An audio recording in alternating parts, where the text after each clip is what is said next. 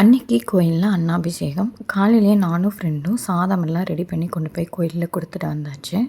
சரி, பெரியவனை ஸ்கூலுக்கு அனுப்பி விட்டுட்டு நம்ம எல்லாருமே கோயிலுக்கு போய்ட்டுடலாம் அப்படின்ட்டு தான் கிளம்பிட்டு இருந்தோம். நம்ம கிளம்புறோம் இல்லையோ, இந்த சின்னவங்களை கூட்டிகிட்டு போகிறது தாங்க பெரிய விஷயம்.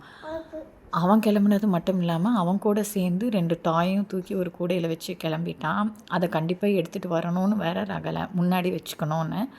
அவங்க அப்பா எப்படியோ சமாதானப்படுத்தி சீட் கவரில் வச்சுட்டு கிளம்பியாச்சு. அன்னைக்கு பயங்கர கூட்டம் கோயில்லையும். நாங்களும் எக்ஸ்பெக்ட் பண்ணலை. சரி, போன உடனே சாமி கும்பிட்டு வந்துடலான்னு. பட் கொஞ்சம் நல்லாவே வெயிட் பண்ணி சாமி கும்பிட்ற மாதிரி இருந்துச்சு.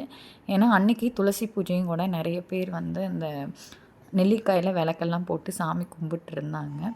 இங்கே கோயிலுக்கு வந்து இறங்கின உடனேயுமே ரகலை, எனக்கு அந்த பொம்மை வேணும், அதையே எடுத்துகிட்டு போய் தான் நான் வந்து சாமி கும்பிட்ணும், இல்லைன்னா நான் கோயிலுக்குள்ளேயே வரமாட்டேன்னு வெளியவே வந்து ஒரு சின்ன ரகலை பண்ண ஆரம்பிச்சிட்டாரு. அப்படி இப்படின்னு சமாதானப்படுத்தி சாமி கும்பிட்டாச்சுங்க.